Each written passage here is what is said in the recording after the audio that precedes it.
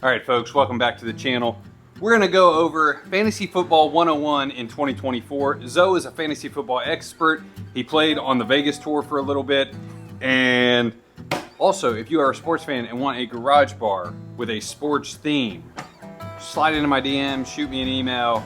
We can make some cool stuff happen. But let's get to the business. All right, Zoe, 2024. I'm new to fantasy football. Let's go over some basics, some 101 level stuff. What should I know going into draft day as far as picking some positions, players? What's maybe the number one most important position to get?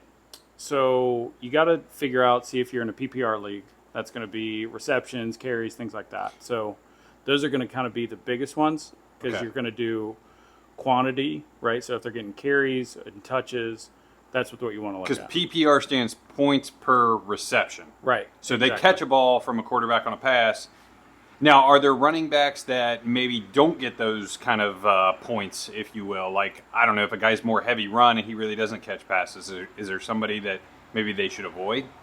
Yeah, so you'll want to look as far as, like, if they're splitting carries, right? You'll see, like, the Chiefs, right? Big example is Pacheco, right? He was their horse all the way through. But if you have a situation where they're splitting carries... Let me ask this. Okay, I'm going to draft. Do you draft quarterbacks first, running backs first, receivers first? What player are you looking at in the first round to lock up to get major points? First round, biggest one that I always looked at as far as going to be the heavy running back. Now, if you're later on in the draft, you want to look for the quarterback. But, like, I was in a snake draft, right? Yep. So I'd have the first pick, then I'd have the 20th pick in all my leagues. So it was kind of those snake drafts with where you would have, I'm picking first, so I got to get who's ever going to give me the most points. Yeah. If you're that 8th, you're going to have one here at 12. Yeah, assuming it's like a 10, 12-man league. Yeah, exactly. Okay, so if you've got the first 5 or 6 picks in the league, you're going to go running back dominant. Yeah. Somewhere around pick 7, 8, you start to flirt more in the quarterbacks, you say? Exactly. Okay. Now, when do you pick receivers versus tight ends, where do they value into the selection?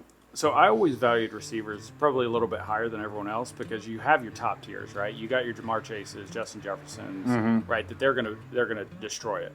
Okay. You would have a situation with where you would have, say, like a DeAndre Hopkins, with where still a great wide receiver, but he's not going to do the best in fantasy. Okay. Right, because of his quarterback. Okay. Let's ask this.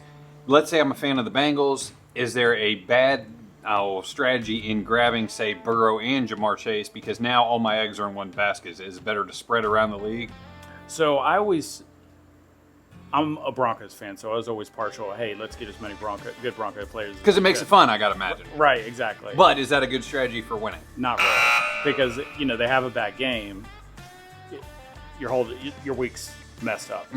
So try to split it up if you can, but if take the best player available. Okay. In the last couple of years, McCaffrey's been a hot one. Exactly. Lamar Jackson's been a hot one. Yep.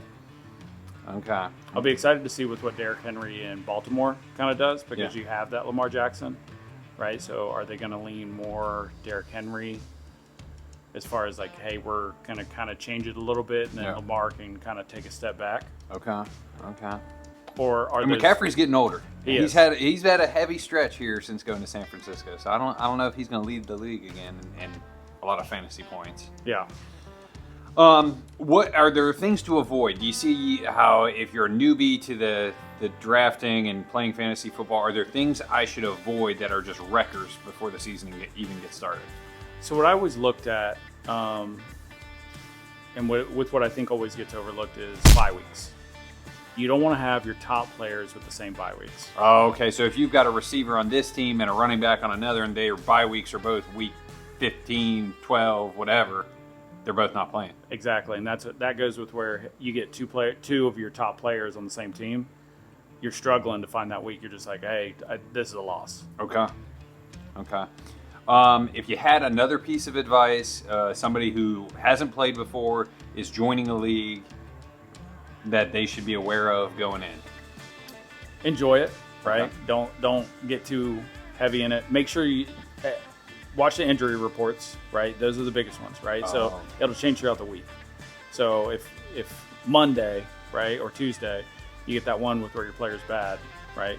Try to hit that waiver wire. Okay. See with what you can pick up, and then if not, try to get your line kind of set up so that you can kind of set it and forget it, but also make sure you're watching that injury report. Do you ever watch weather? Like if a game's being played outdoors, let's say it's cold in Green Bay, because that can happen.